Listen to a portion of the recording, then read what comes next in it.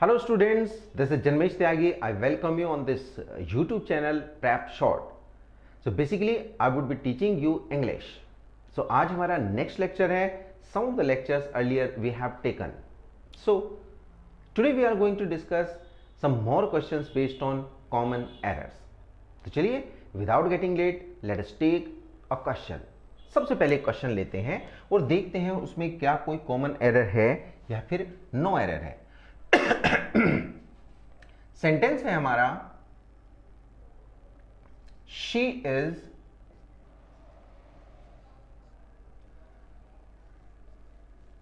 Enough smart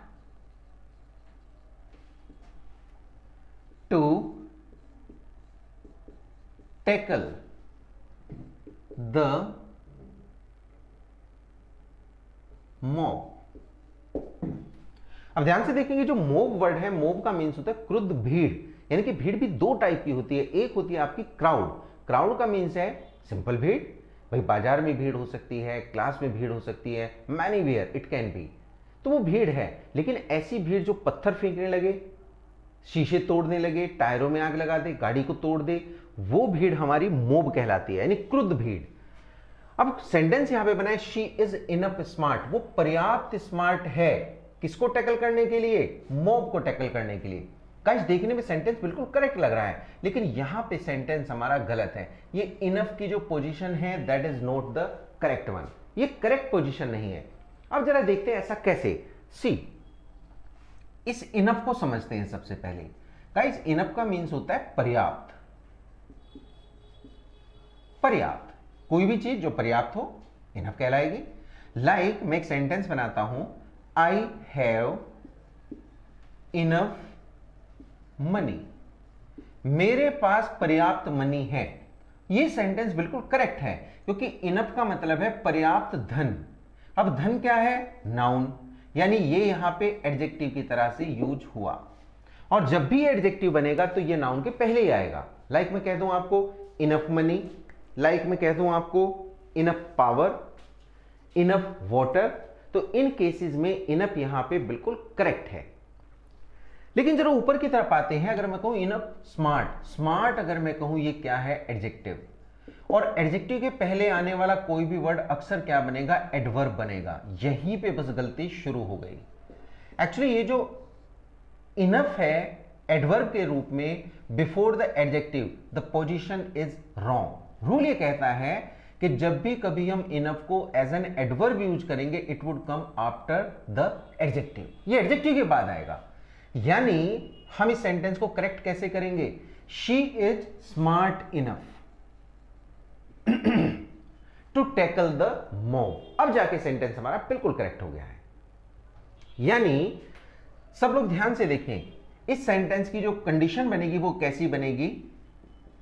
adjective plus enough plus two and plus V1. आगे जो भी आए ये हमारी स्ट्रक्चर बनेगी इस सेंटेंस की. और इस स्ट्रक्चर के अलावा यहां पे दूसरी चीज नहीं बनेगी. यानी कि always we would be having adjective plus enough. यानी कि इनफ यहां पे कैसा फंक्शन करेगा? एक एडजेक्टिव का फंक्शन करेगा. ये एक एडजेक्टिव का फंक्शन करेगा. और अगर हम इसको देखें as an adjective it would be coming before the noun. ये नाउन के पहले यूज होगा. ये दो डिफरेंस हमें देखने हैं. Late us see one more question. एक और क्वेश्चन देखते हैं. क्वेश्चन हमारा बना he is intelligent enough. He is intelligent enough. Intelligent enough to pass the exam. To pass the exam का मतलब है कि ही जो है वो इंटेलिजेंट इनफ है, पर्याप्त इंटेलिजेंट है एग्जाम को पास करने के लिए. तो same structure has been followed here. ये स्ट्रक्चर यहां पे फॉलो की गई है. Correct everyone? नेक्स्ट बात को यहां पे चेक करते हैं फिर से. हमें इनफ यहां पे समझ में आ गया.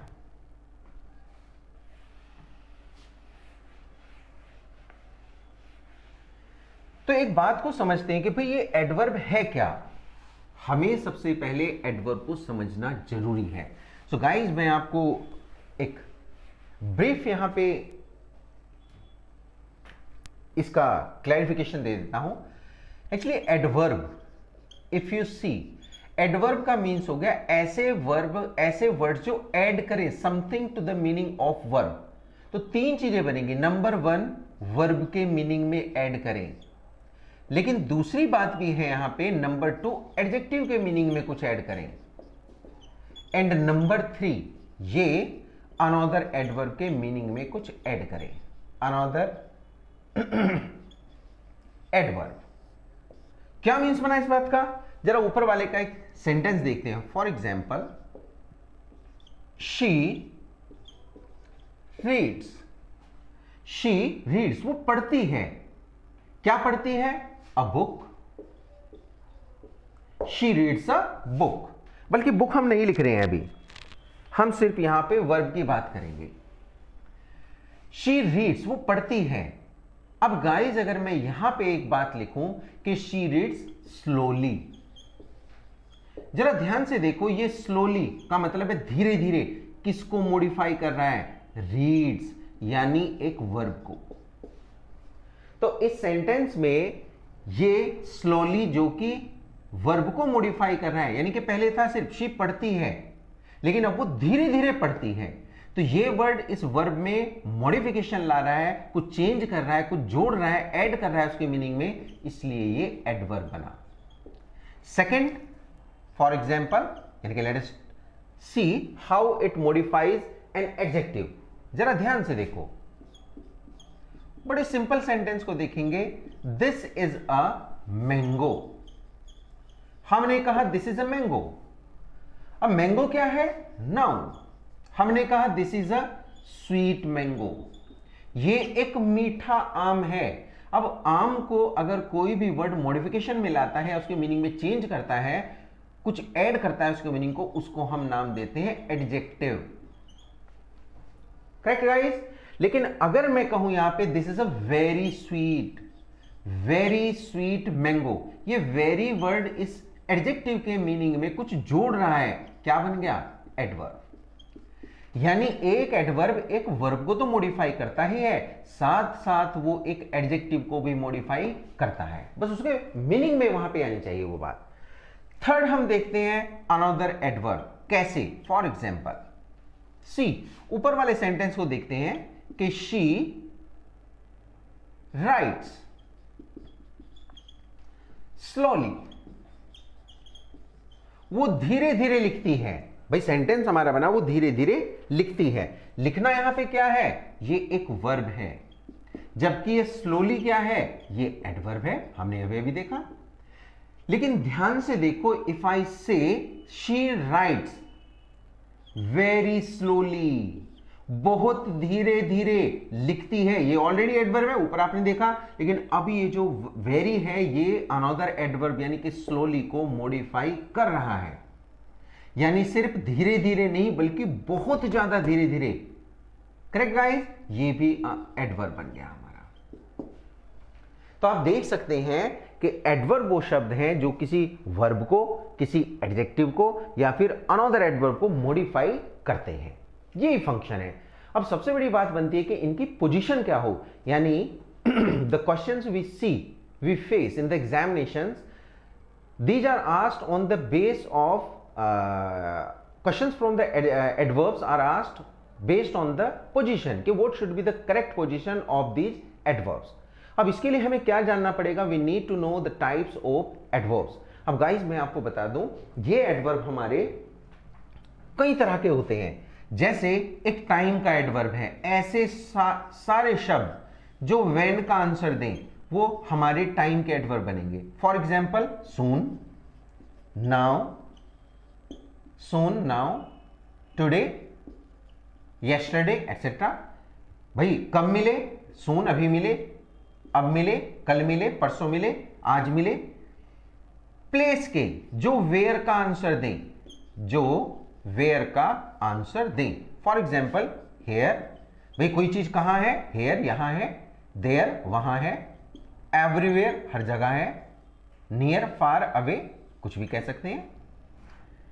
फ्रीक्वेंसी के ध्यान से देखेंगे, फ्रीक्वेंसी का मीन्स बना हाउ ऑफन, यानी हाउ मेनी टाइम्स, यानी कोई चीज कितनी बार होती है, जैसे once, twice, thrice, always, often, never कभी नहीं, ये सारे हमारे फ्रीक्वेंसी के बनेंगे। So time, place, frequency. Then we talk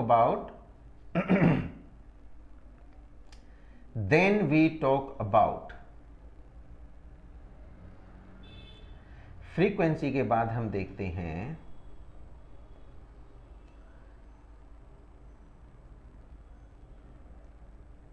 like quantity के। क्वांटिटी वाले हमारे क्या कहते हैं, ये हाउ मच का आंसर देंगे, हाउ मच। जैसे for example much, sufficient, enough, etc। और ये भी ऐसा ही फंक्शन करेंगे।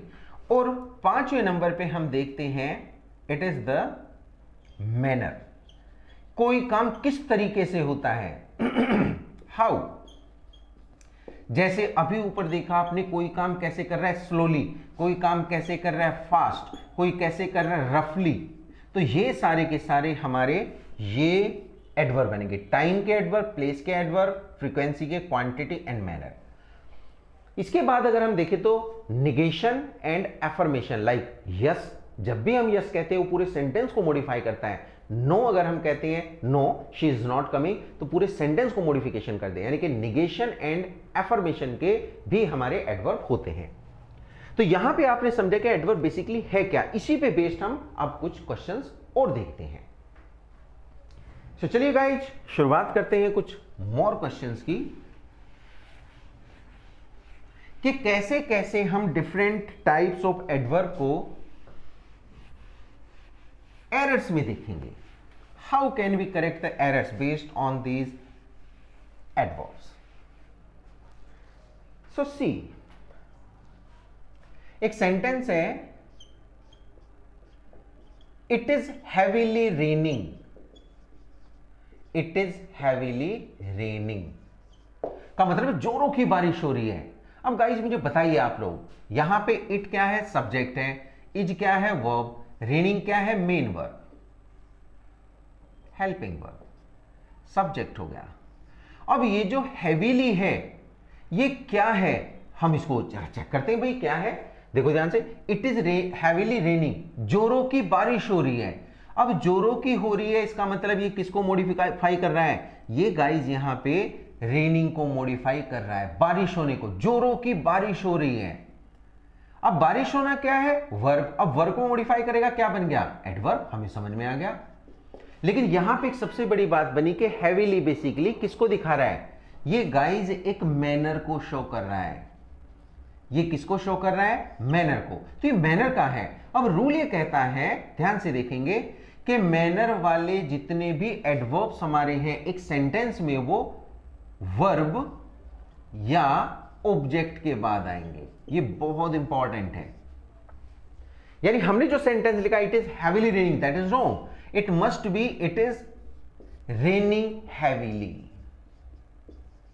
It is raining heavily. Now the sentence is correct, जोरों की बारिश हो रही है। यानी अगर हम मैनर वाले जितने भी हमारे हैं, फास्ट, स्लोली, हैवीली, रफली, certainly etcetera, all would come after the verb और द ऑब्जेक्ट। इसका मीन्स क्या बना भाई, यहां पे सिर्फ वर्ब है तो वर्ब के बाद अगर यहां पे हमारा कोई ऑब्जेक्ट भी होता तो ये ऑब्जेक्ट के बाद आता।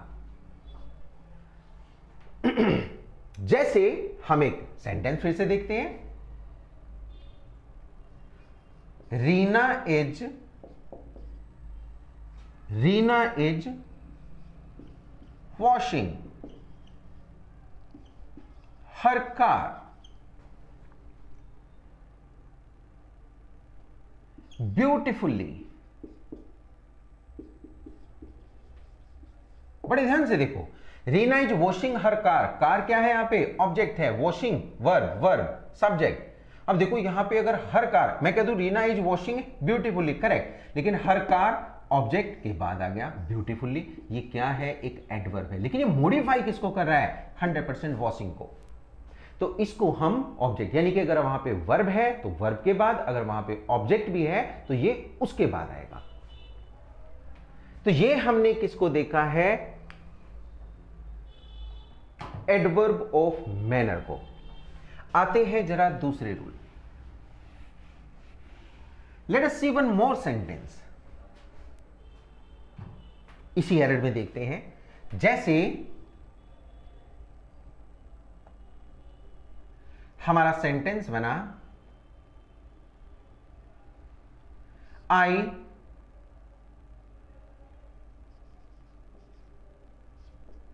Met today her, right guys, ध्यान से देखिए, आई मेट टुडे हर, ये रोंग है। अब देखो, when did you meet her, कब मिले, टुडे आज, तो ये किसका आंसर दिया है, व्हेन का। इसका मतलब ये टाइम का एडवर्ब है। अब ये टाइम का अगर एडवर्ब है तो ये भी कहां पे आएगा, टाइम के एडवर्ब जितने भी आपके होंगे, these would be coming after subject. हम इसको कहां पे रखेंगे, after subject, sorry after verb या ऑब्जेक्ट। यानी अगर वहां पे वर्ब है तो वर्ब के बाद, और अगर वहां पे ऑब्जेक्ट भी है तो उसके बाद। यानी सेंटेंस हमारा करेक्ट होगा, आई मेट हर टुडे, ये सेंटेंस बनेगा। कब मिले, today, I met her today.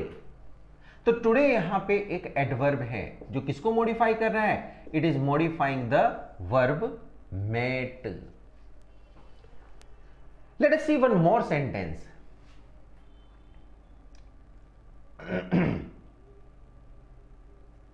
Sentence हम देखते हैं,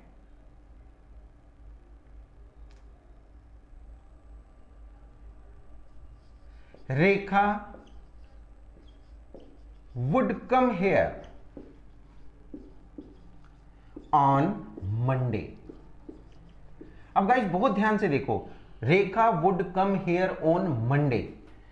अब मैंने यहां पे देखा वर्ब है, वर्ब है, ये जो ऑन मंडे है, ये दो वर्ड मिलके किसका आंसर दे रहे, व्हेन का। कब आएगी, ऑन मंडे। भाई मंडे तो नहीं कह सकते खाली, ऊपर तो हमने ट्यूसडे टुडे कह दिया था, बट यहां पे ऑन मंडे हमें कहना, यानी कि फ्रेज के रूप में ये एडवर्ब का फंक्शन कर रहा है। एडवर्बियल फ्रेज है, कहां पे आएगी, लास्ट में, ऑन मंडे। सो जब भी कभी आप एडवर्ब्स ऑफ टाइम को यूज करेंगे, चाहे वो कोई भी हो, today, tomorrow, yesterday, now, soon, etcetera, all would come after the verb और द ऑब्जेक्ट। जो भी वहां पे होगा उसी के बाद हम उसको यूज करेंगे। Now let us see one मोर। हम कुछ और वर्ड्स यहां पे देखते हैं, क्वेश्चंस यहां पे देखते हैं।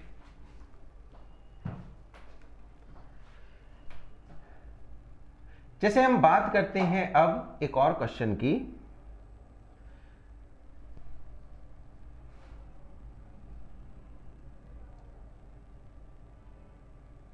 I searched everywhere Renu, Renuka. Sentence बना, आई सर्च्ड एवरीवेयर रेणुका, मैंने रेणुका को हर जगह ढूंढा। देखने में बिल्कुल करेक्ट लग रहा है, but guys you see, where did you, मैंने क्वेश्चन बनाया, वेयर डिड यू सर्च, तुमने कहां पे सर्च किया, आंसर आया everywhere. I searched here Reena, मैंने रेणुका को यहां पे सर्च किया, देयर वहां पे सर्च किया, everywhere, near, far, away, indoor, outdoor, in the market, सारे के सारे एडवर्ब ऑफ प्लेस का आंसर देंगे। इसका मीन्स ये बना कि यहां पे एवरीवेयर प्लेस का एडवर्ब है। सो गाइस सी, अगर कभी भी एडवर्ब ऑफ प्लेस आए तो हम उसे कहां पे रखते हैं, आफ्टर वर्ब और ऑब्जेक्ट। वर्ब या ऑब्जेक्ट के बाद, यानी हम देख रहे हैं अभी एक बात हम आगे देखेंगे कि ये सेंटेंस आई सर्च्ड रेणुका बाद में आएगा everywhere. Now the sentence is correct. अब हमारा सेंटेंस बिल्कुल करेक्ट हो गया है। एक और सेंटेंस यहां पे देखते हैं, she was sleeping in the class. बच्चों ध्यान से देखो, वेयर वॉज शी स्लीपिंग, कहां सो रही थी, इन द क्लास। ये क्या है, ये एक फ्रेज है, तीन वर्ड मिलके किसका आंसर दे रहे हैं, वेयर का। तो ये एडवर्ब ऑफ क्या बना, ये बना है adverb of place. Adverbial phrase है क्योंकि एडवर्ब का फंक्शन कर रही है। यानी इसका मीन्स ये बना गाइस के मैनर, ध्यान से देखेंगे, स्टार लगा के मैं लिख रहा हूं, मैनर, प्लेस एंड टाइम। अगर गाइस ये तीन हमारे एडवर्ब आते हैं कहीं पे, तो इनका प्लेस क्या बनेगा, आफ्टर वर्ब। अगर वर्ब है सिर्फ तो वर्ब के बाद, और अगर वहां पे ऑब्जेक्ट है तो 100% ऑब्जेक्ट के बाद। यानी हमने तीन बातें समझ ली है, adverb of place, manner and time would come after verb और द ऑब्जेक्ट। इस प्लेस के, इन पोजीशन के बेस्ड आपके क्वेश्चंस आपके एग्जाम में एरर से लेके, या फिर फिल इन द ब्लैंक से लेके, या फिर करेक्शन से लेके, ट्रांसफॉर्मेशन लेके, हर तरह से पूछे जाएंगे। इसको रब करते हैं और आते हैं नेक्स्ट पॉइंट पे।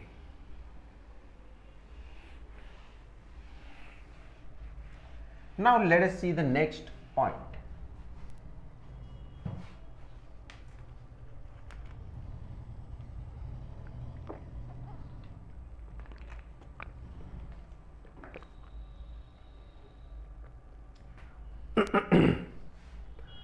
अब एक सेंटेंस बना हमारा, she spoke, she spoke at the meeting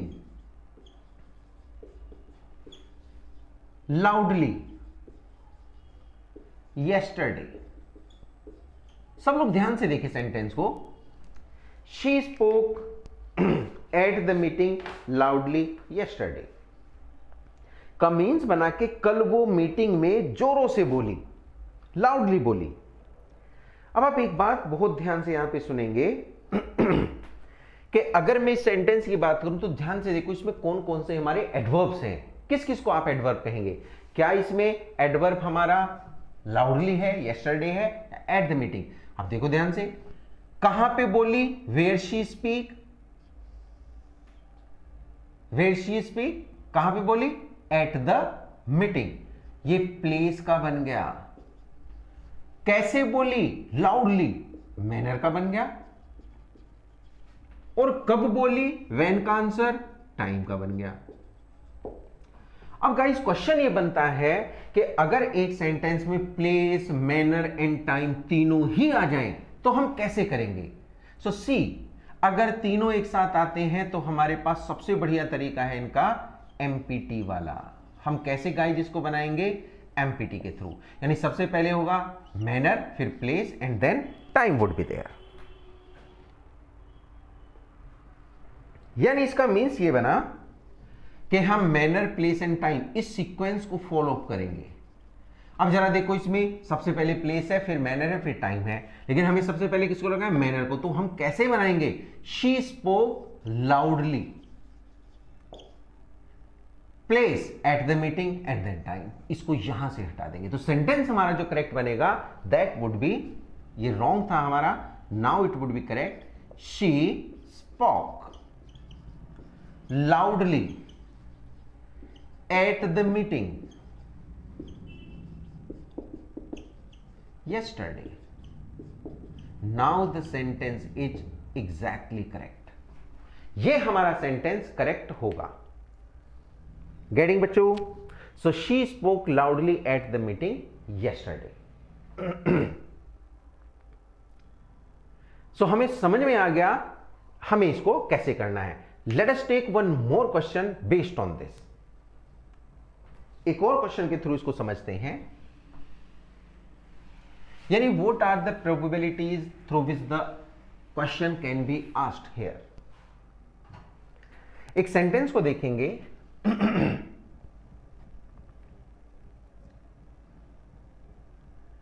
I live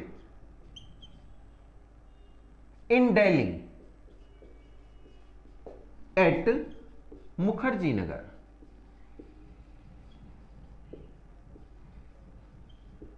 I live in Delhi at Mukherjee Nagar.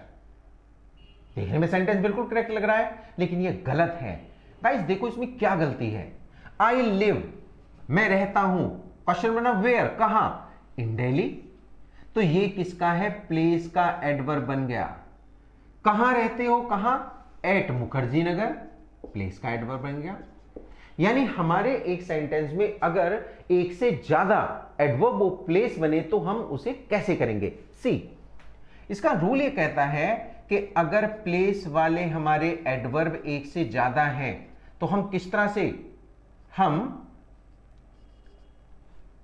Ascending order बनाएंगे। कैसा ऑर्डर बनाएंगे, असेंडिंग ऑर्डर।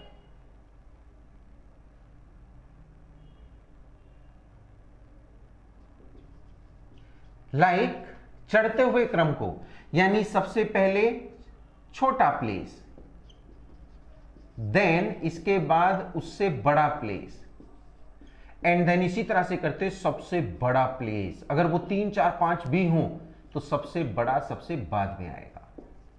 अब देखो मुखर्जी नगर छोटा है, दिल्ली बड़ा है, तो ये सेंटेंस रॉन्ग हो गया। Correct sentence would be I live eight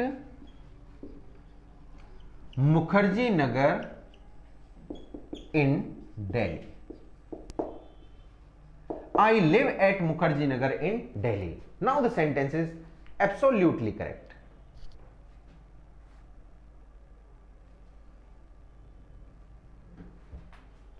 Now the sentence is correct. Now let us see one more question based on this.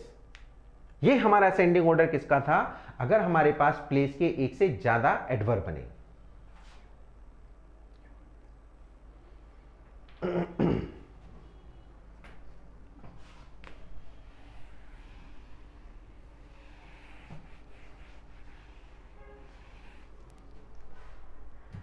जरा ध्यान से देखें इस सेंटेंस को।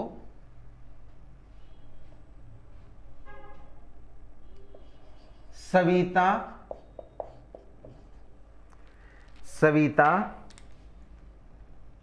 came here. Savita came here on Monday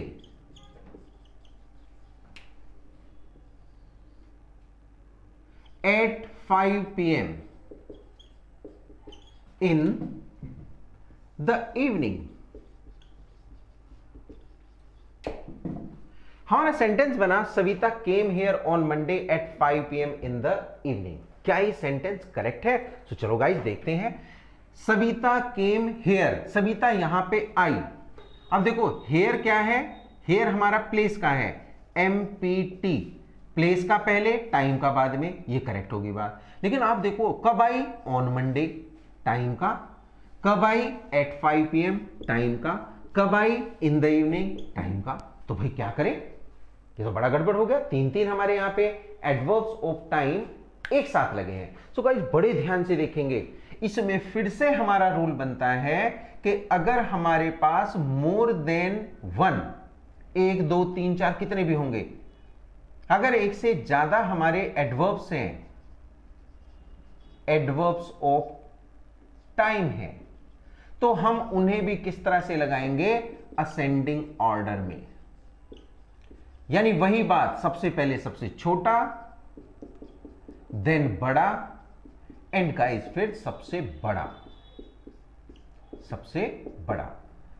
means ये sentence हमारा रोंग हुआ। हम इसे करेक्ट कैसे करेंगे? करेक्ट होगा सविता केम हियर, सबसे छोटा time at 5 PM, at 5 PM, कब आई, इन द इवनिंग, उससे बड़ा भाई 5 बजे के बाद में क्या आपका इन द इवनिंग होगा, क्योंकि इवनिंग एक दिन का हिस्सा है। लेकिन अगर मैं कहूं ऑन मंडे, ये फुल डे है, ऑन मंडे। सो गाइज अब हमारा सेंटेंस बिल्कुल करेक्ट हो गया। मैं आपको बता दूं ऐसे रूल्स हमारे कहां पे बहुत ज्यादा काम आते हैं? The time you go through the rearrangement. जब हम कभी PQRS करते हैं, आपने देखा PQRS क्या होते हैं, रीअरेंजमेंट क्या होता है या रीअरेंजिंग क्या होता है, या हम कहते हैं जंबल्ड सेंटेंसेस। सुना है सब बच्चों ने? Jumbled sentences. इन जगहों पे हमें देखना होता है कि भाई सेंटेंस की सीक्वेंस हम बनाएं कैसे, तो ये बिल्कुल फिट रहता है, वो आगे पीछे करके दे देता है, फिर आपसे पूछता है बताइए कैसे इनका करेक्ट अरेंजमेंट बनेगा। तो हमें उस जगह ये रूल्स वहां पे बहुत जबरदस्त काम आते हैं। हमें पता होता है कि किस एडवर्ब को किस जगह पे लगाना है, उसके अकॉर्डिंग हम उसको रीअरेंज कर देते हैं।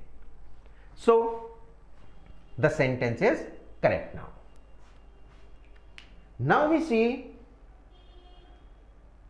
कि ऐसे क्वेश्चंस हमारे एग्जाम में पूछे जा सकते हैं error based, fill in the blanks based, या फिर रीअरेंजिंग बेस्ड। तो आज की क्लास में गाइस इतना ही करेंगे, मिलते हैं नेक्स्ट क्लास में। इस क्लास को लाइक करें, शेयर करें, सब्सक्राइब करें। Thank you so much, have a great time.